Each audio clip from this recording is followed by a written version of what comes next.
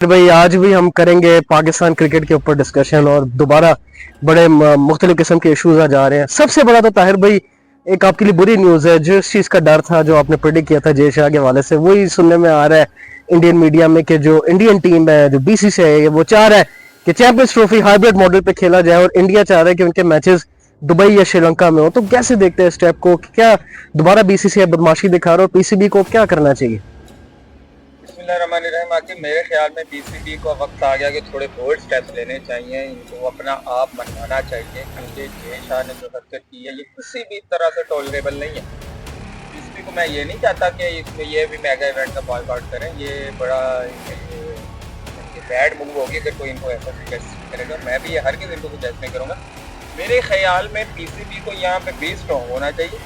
अपना एहतजाज आईसीसी में भरपूर तरीके से इनको रिकॉर्ड करवाना चाहिए और जय शाह की सरगर्मी को पूरी तरह बेनकाब करना चाहिए कि देखें ये just totally useful bullshit thing.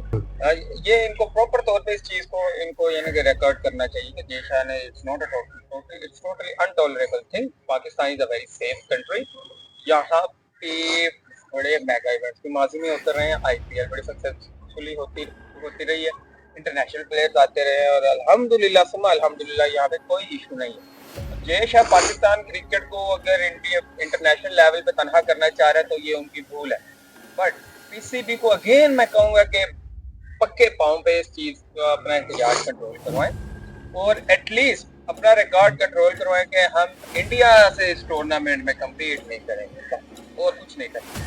अच्छा हाजी भाई, ये तो अभी ताहिर भाई मीडिया की बेसिकली रिपोर्ट्स हैं, लेकिन अगले वीक जो है वो आईसीसी की मीटिंग होनी है श्रीलंका के अंदर और वहां पर बीसीसीआई अपना ऑफिशियल स्टांस रखेगा। तो क्या आपको लगता है कि ये इनके मीडिया का प्रोपेगेंडा है या ये मीडिया भी भारतीय क्रिकेट बोर्ड की जो है उसी की जुबान बोल रहा है और गवर्नमेंट की? देखिए Indians are very strong whether it's sports whether it's journalism. ठीक है, अगर आप बिग कंपनीज के सीईओ देखते हैं वर्ल्ड वाइड उनमें आपको स्पेशली मिडिल ईस्ट और एशिया में आपको हिंदू इंडियन ही मिलेंगे। ठीक है, ये भी बता एक ये भी मेन रीजन है उनके इन्फ्लुएंस। ठीक है, और दूसरी बात देखें वहाँ पे लिटरेसी रेट वो बड़ा इम्प्रूव कर रहा है। ये वजह है कि वो हायर पोजीशन पे इंडियंस बैठे हुए हैं और मीडिया को उन्होंने पूरी तरह कंट्रोल किया हुआ है। सेंसर मीडिया है टोटल जो इंडिया की जुबान बोलता है और वो वैसा ही होता है। अच्छा ताहिर भाई, इंडियन क्रिकेट के अलावा आपको वैसे लग रहा है कि पीसीबी जो है वो हाइब्रिड मॉडल पे मानेगा और फिर ऑप्शन क्या बचती है अगर इंडियन टीम नहीं आती? क्योंकि एक आईसीसी इवेंट है, आईसीसी बतौर इस पे मीटिंग के अंदर क्या आपको डिस्कशन होती नजर आ रही है कि क्या आपको लगता है कि मोहसिन नकवी रमीज राजा की तरह अपना स्ट्रॉन्ग कोई स्टांस रखेंगे? देखिए मोहसिन नकवी ने अगर रमीज राजा की तरह स्ट्रॉन्ग स्टांस रखना होता तो रमीज राजा को कभी रिप्लेस ना किया था। रमीज राजा भाई को रिप्लेस इसी वजह से ही किया गया है कि he was bold and outspoken और पाकिस्तान का मुकदमा वो भरपूर तरीके से इंटरनेशनल लेवल पे आईसीसी में लड़ते थे। ठीक है, एक ये भी वजह है कि उनको किसी थर्ड पावर के कहने पे रिमूव किया गया। और मोहसिन नकवी साहब no doubt I really respect him. He is a very humble, very kind, very talented and very extraordinary person.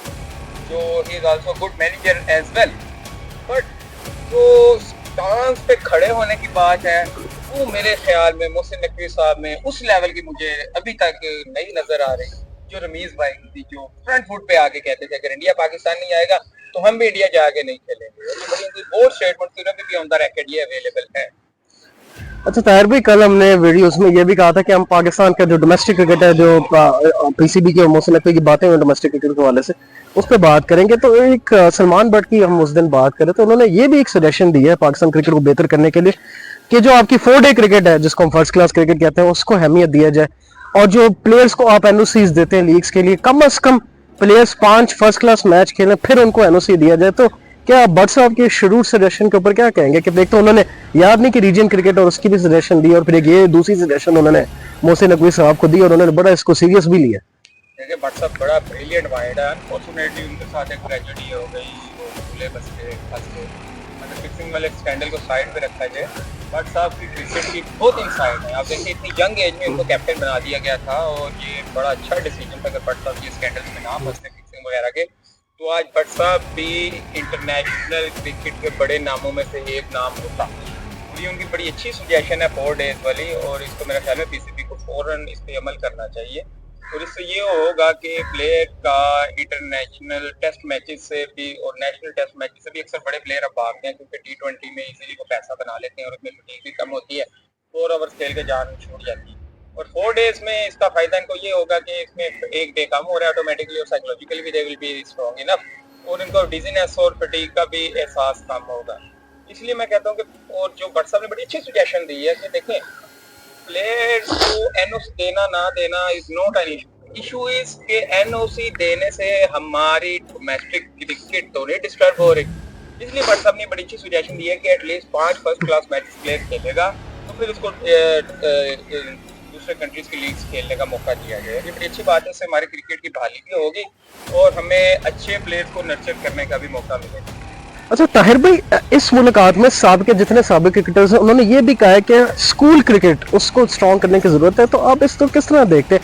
या आपको अब अफसोस नहीं होता है कि अब हम जो मुल्क के हालात हैं, अब बच्चों को इंकरेज नहीं कर सकते क्रिकेट खेलने का? और आप जैसे कहते थे, आप एमए कॉलेज में पढ़ते थे, उधर दर स्कूल क्रिकेट होती थी। श्रीलंका को देख लें, इंडिया को देख लें, उनकी स्कूल क्रिकेट सिस्टम इतना स्ट्रॉन्ग है। सचिन तेंदुलकर जैसे प्लेयर रणजी ट्रॉफी से निकल रहे हैं, तो इन क्रिकेटरों के सजेशंस को लेना चाहिए सीरियस के, कुछ स्कूल के टूर्नामेंट्स भी होने चाहिए। देखिए, एमए कॉलेज से पीछे अगर मैं आपको थोड़ा ले जाए, government central model school lower Lahore, वहाँ पे भी ये स्कूल क्रिकेट से ही बड़े बड़े नाम निकले हैं। उस दौर में तौफीक उमर वाद माई सीनियर, और आपको देखते हैं उन्होंने पाकिस्तानी क्रिकेट टीम की को रिप्रेजेंट भी किया और बड़ा नाम उन्होंने। भट्ट साहब खुद भी, सलमान भट्ट साहब को देख लें, एमए कॉलेज मेरे फेलो थे। जिनकर मीज राजा हसन वाजाल से सेंट्रल मॉडल, और ये उसी दौर की ही खेप से निकले हुए लोग हैं जिन्होंने इंटरनेशनल लेवल पे पाकिस्तान को रिप्रेजेंट किया।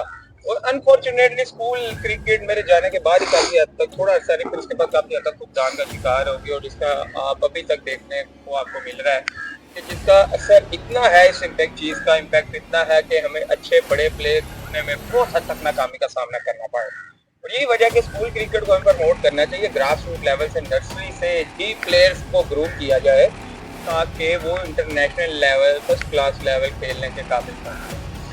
अच्छा ताहिर भाई, एक और सजेशन है, ये आप हारून रशीद साहब को जानते होंगे, बड़ा आपके क्रिकेट बोर्ड के अंदर बड़े देर से जो है कुर्सियों पे रहते हैं सिलेक्शन कमेटी में, और इमरान खान साहब के साथ भी खेले। उन्होंने ये भी कहा है कि कोच की सिलेक्शन के लिए, तकर्रुरी के लिए बड़ा नाम का होना जरूरी नहीं है। और ये भी वो कहते हैं कि आपने मिसबाह उल हक को बगैर किसी तजुर्बे के लगा दिया था, जैसे वहाब रियाज के साथ हुआ कि चीफ सिलेक्टर भी लगा दिया, मैनेजर भी, कोच भी, बैटिंग कोच भी मिसबाह उल हक साहब बन गए थे। तो उनका बेसिकली कहने का मतलब ये है कि आपको कोच बड़ा नाम होना जरूरी नहीं है। तो इस सजेशन को कैसा देखते हैं? और ये क्रिकेटर्स ये भी कहते हैं कि इंटरनेशनल के बजाय अपने लोकल खिलाड़ियों को भी कोचिंग अपॉर्चुनिटीज देनी चाहिए। बात इनकी बिल्कुल ठीक है। देखिए, हमारे भी यहाँ पे अगर देखा जाए, मोहम्मद एटलीस्ट ये अभी मैं एटलीस्ट 2 तक कोर्ट का फॉर एग्जाम्पल काफी बड़े हमारे नाम भी गए हुए हैं। इनका फायदा ये होगा हमें, क्योंकि वो हमारी एशियन पिचेस और एशियन कंडीशन से अच्छी तरह बात, ठीक है। और दूसरा, कम्युनिकेशन गैप का भी हमारे प्लेयर्स का इशू एंड हो जाएगा, बात समझने में, बात कन्वे करने में, बात डिलीवर करने में, और टेक्निक सीखने में। इंटरनेशनल कोचेस का मेन इशू ही हमारे प्लेयर्स को ये आता है कि अक्सर उनको बात ही नहीं उनकी समझ आती, क्योंकि हमारे प्लेयर्स का वो क्वालिफिकेशन या इंग्लिश का मयार वो नहीं, ठीक है। अगर किसी भी इंटरनेशनल प्लेयर्स रखने भी या नो डाउट रखें तो बिस्मिल्लाह, बट इनको चाहिए कि इसके साथ जो एक बड़ा है थिन लाइन वाला पॉइंट मैं यहाँ पर रेस करना चाह रहा हूँ, आज तक किसी ने इस पर फोकस नहीं किया कि उनके साथ एक अच्छा ट्रांसलेटर भी हायर करें जो कोचेस की बातों को अच्छे तरीके से कन्वे करे प्लेयर्स को, और उनको मिसकम्युनिकेशन के इश्यूज कम से कम हो। अच्छा ताहिर भाई, साबिक खिलाड़ियों ने यह भी कहा है कि अंडर 16, अंडर 19 और 18 के ज्यादा टूर्स करवाया जाए। और आप अगर इंडियन क्रिकेट को भी देख रहे हैं कि क्यों इंडियन क्रिकेट इतनी स्ट्रांग है कि वो शुभमन गिल, ये जितने प्लेयर्स हैं उनको ए टूरों पे भेजते हैं। ऑस्ट्रेलिया की मुश्किल कंडीशन में भेज दिया, इंग्लैंड भेज दिया, साउथ अफ्रीका भेज दिया। तो क्रिकेटर्स ये भी सजेशन दे रहे हैं कि ए टूर हमारे जो बिल्कुल खत्म हो गए, हमारी टीम्स को उधर भेजें जो हम ऑस्ट्रेलिया में जाके 2-2 दिन में हम टेस्ट मैच हार जाते हैं, तो इससे हमारी क्रिकेट मजबूत होगी। तो ये सजेशन कैसा देखते हैं कि ये भी बड़ी एक स्ट्रॉन्ग सजेशन है जो होनी चाहिए? ये बहुत वैलिड सजेशन है। देखें, यंग ब्लड होता है, टीम क्रिकेट जो होती है उसका स्वैग ही अपने, ठीक है, वो उनका दिल उस एज में इतना होता है, ठीक है। और टेक्निक बेशक वो अभी लर्निंग फेज में होती है। जब आपकी स्पिरिट, आपका जज्बा, आपके इमोशंस पीक पे होते हैं, तब भी आप मुश्किल पिचेस पे अच्छा खेल सकते हैं, ठीक है।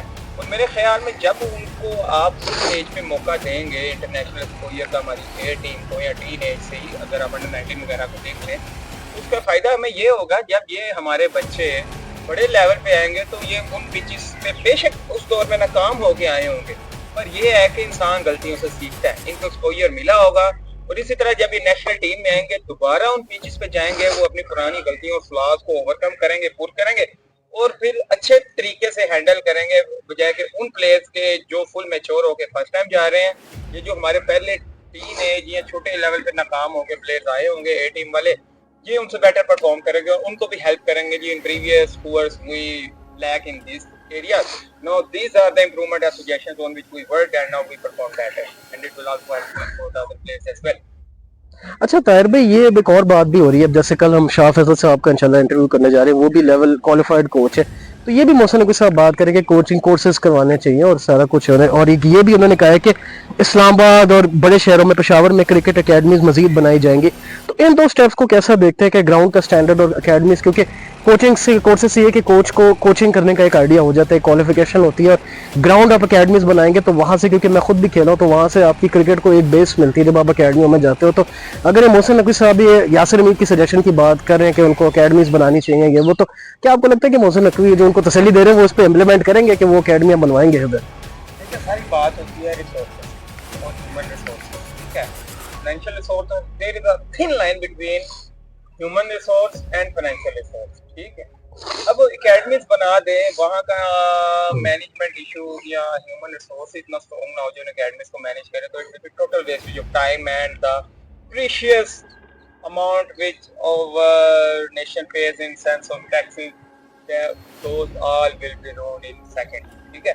अगर मोहसिन नकवी साहब एकेडमी बनाना चाह रहे हैं, it's a very good step, इनको ये करना चाहिए। और दूसरा इनको चाहिए कि एक मैनेजमेंट का मैकेनिज्म भी यहाँ पे लाएं ताकि ये एकेडमी से जाने के बाद भी उसी तरह रन करे जिस तरह ये उसको छोड़ के गए हैं। नहीं तो एकेडमी सबको बना दें, वही बात है ना, मस्जिद तो बना दी शब्बर में ईमान की हरारत वालों ने, मन अपना पुराना पापी है बरसों में नमाजी था। देखिए मस्जिदें भी बनती रही हैं नमाजी में, एक एक रात में भी, पर आपको पता वहाँ पे नमाजी नहीं आए और क्या फायदा है ऐसी मस्जिद का। इसी तरह अगर ये एकेडमी वगैरह बनाते हैं तो अच्छी बात है, पर इनको उनकी प्रॉपर मैनेजमेंट और ह्यूमन रिसोर्स उस पर एक अच्छा इन्वेस्ट करें ताकि जो उन अकेडमीज को आगे लेके चले और जितनी स्ट्रेंथ ये अब रख रहे हैं और ये अकेडमीज ग्रो हो, ना कि जो ये 1 2 3 बनाना चाह रहे हैं वो भी इनके जाने के बाद प्लान करते हैं। अच्छा, लास्टली ताहिर भाई एक और बड़ी न्यूज़ है जिसको हम डिस्कस नहीं कर सके। अभी इंग्लैंड और वेस्ट इंडीज़ का टेस्ट मैच हो रहा है और आपके गालिबन चाइल्डहुड गालिबन फेवरेट बॉलर्स में से एक है जेम्स एंडरसन, एक बहुत बड़ा नाम है इंटरनेशनल क्रिकेट में। वो आखिरकार कह रहे हैं कि मैं इस टेस्ट मैच के बाद टेस्ट क्रिकेट, इंटरनेशनल क्रिकेट को खैराबाद कह रहा हूँ। और एंडरसन को आप जानते हैं कि स्टेन, एंडरसन, ये मैग्रा, ये सारे अब उस इरा का जो है ये आखिरी एक बॉलर बचे थे और ये भी अब टेस्ट को खैराबाद कह रहे हैं। तो एक तो उनकी अचीवमेंट्स और रिकॉर्ड देखते हुए हमारे इंटरनेशनल बॉलर्स के लिए क्या लेसन है और क्या आप उनको क्या मैसेज देना चाहेंगे कि उन्होंने राइट टाइम पे डिसीजन लिया कि अब उनकी क्रिकेट खत्म है? मेरे ख्याल में एंडरसन ने जो डिसीजन लिया है इट्स अ बिट लेट, ठीक है। उनको चाहिए था कि थोड़ा अर्सा पहले ये डिसीजन ले लेते, क्योंकि आपने भी माशाल्लाह आपका भी काफी क्रिकेट में ग्रिप एक्सपोजर है, नो हाउ है, आप भी इनसाइड समझते हैं आपको काफी हद तक। मैंने फील किया था पिछले कुछ अर्सा से, ईयर और 2, एंडरसन की बॉलिंग में पेस और वेरिएशन नो डाउट थी, बट उस लेवल की नहीं थी when he was at his peak. इसलिए मेरे ख्याल में ये जो इन्होंने रिटायरमेंट का फैसला लिया है, चलें देर आए दुरुस्त है, ये इनको कपल ऑफ ईयर्स पहले ले लेना चाहिए था ताकि विराट कोहली की तरह ये भी अच्छे एंड पे अपने क्रिकेट को 20 साल तो हो गए खेल रहे हैं, अभी तक स्ट्रॉन्ग है। चलिए ताहिर भाई, लास्टली क्लोज करने से पहले जय शाह, नरेंद्र मोदी, इनको आप क्या मैसेज देना चाहेंगे कि एंटी पाकिस्तान पॉलिसीज छोड़ के पाकिस्तान खेलने हैं, उनको क्या एक पैगाम देंगे, क्योंकि आप खुद उस सेक्टर से थोड़ा बहुत रिलेटेड भी हैं? देखिए मैं इंडियन गवर्नमेंट इंक्लूडिंग मोदी सरकार, जय शाह एंड अदर जो उनकी मशीनरी, अमित शाह, बिल्कुल, और जो उनकी जितनी अदर मशीन वगैरह, जितनी बीसीसीआई की मशीनरी, सबको मैं ये रिक्वेस्ट करूंगा, देखें इस टाइम हम इंडिया से कोई मैक्सिमम 20 किलोमीटर दूर खड़े हैं जस्ट। इन्हें चाहिए कि ये जो हमारी मोहब्बतें हैं इनको मजीद परवान चढ़ाएं, ना कि पॉलिटिक्स की नजर करें। ये क्रिकेट ही और कुछ स्पोर्ट्स ही ऐसी चीजें हैं, बेसिकली ये भी अमन की आशा ही, ठीक है। आईसीसी इवेंट ऊपर से, बिल्कुल आईसीसी इवेंट है, इसको हमें चाहिए अच्छे तरीके से अपने वो यानी कि बड़ों बुजुर्गों की कदूरतों को भुला के एज अ अच्छे क्रिकेटिंग नेशन होने का सबूत दें और स्पोर्ट्स को एज अ स्पोर्ट्स ही चलें, इसको सियासत की नज़र ना होने दें ताकि इंडिया और पाकिस्तान के शायकीन में मज़ीद मोहब्बतें बढ़े, दूरियां ख़त्म हो और दोनों मुल्कों की पॉलिटिकल जो पर्सनैलिटीज़ हैं और जो अदर स्पोर्ट्स पर्सनैलिटीज़ हैं उनके भी ताल्लुकात बेहतर हो। मेरे तो ख्याल में ये हमें पाकिस्तान इंडिया का बॉर्डर भी रिमूव कर देना चाहिए और ये दोनों को एज अ हमसाये की बजाय एज अ वन नेशन दोबारा इनको मर्ज कर देना चाहिए ताकि दोनों मुल्क प्री पार्टीशन की तरह उसी तरह खेले, उसी तरह स्पोर्ट उसी तरह परवान चढ़े। Let's imagine for a second India और पाकिस्तान बिकम सेम टीम, और आप देखेंगे पाकिस्तान और इंडिया का सेम टीम हो जाता है, दुनिया की बड़ी बड़ी टीमों को ये तहस नहस करने की सलाहियत। चलिए ताहिर भाई, thank you so much for suggestions. और आप हमेशा अमन का और पीस की बात करते हैं, और उम्मीद है कि देश, मोदी सरकार और जितने इंडियन क्रिकेटिंग लोग इन्वॉल्व है, क्योंकि खिलाड़ी आके पाकिस्तान खेलना चाहते हैं और उनकी गवर्नमेंट की वजह से वो जो है मजबूर हो जाते हैं, लेकिन आई होप कि इंडियन टीम पाकिस्तान आए और ये टूर्नामेंट खेले। सो यार guys, that's it for this video. Cricket की पेज को लाइक करें, फॉलो करें, सब्सक्राइब करें for more content like this. और हम कोशिश करेंगे कि रात को भी और ताहिर भाई को कल भी आप इंगेज करें। और ताहिर भाई, कल हमारा जो एक बड़ा इंटरव्यू है उसके लिए फैंस को क्या कहना चाहेंगे कि वो ट्यून रहे कि कल बड़ी बातें होने वाली है। बिल्कुल शाह फैसल साहब जैसे फैंस को मैं यही करूंगा, अक्सर फैंस के मुझे इनबॉक्स भी आ रहे हैं पर्सनल विंडो में कि डीजे शाह फैसल भाई का आपने इंटरव्यू करना है, प्लीज इसको थोड़ा अर्ली कर लें। देखिए हमारी मर्जी थी कि उसको एज अर्ली एज पॉसिबल करते, लेकिन उनकी मसरूफियत, शाह फैसल भाई की कुछ अपनी भी बड़े बंदे की मसरूफियत थी जिसकी वजह से उन्होंने चाहते हुए भी इसको अपनी अर्लीस्ट ही उन्होंने हमें ये दी है, क्योंकि वो यूएस में होते हैं, हमारे टाइम का भी फर्क है, टाइम डिफरेंस था। ये काफी आगे की टाइमलाइन भी हमें मिल सकती थी, पर ये it's a courtesy and generation. हमारे चैनल के लिए ऑनर है उनको रखा, हमारे चैनल के लिए ऑनर है कि उन्होंने इसके लिए टाइम निकाला और अपनी ईज और एज अर्लीस्ट एज जो उनकी कमिटमेंट थी उनमें मैक्सिमम को उन्होंने साइड पे रखते और हमें ये निकाला। और मैं फैंस को ये कहूंगा, it will be a big show और इनको मजा आएगा इंटरव्यू देख के और क्रिकेट की ट्रू इनसाइट्स। चलिए guys, that's it for this video. कल आप जरूर स्टे ट्यून रखिएगा, शाह फैसल साहब के साथ हमारा कल रात को रिकॉर्ड करके इंटरव्यूज को कोशिश करेंगे कि अपलोड करें।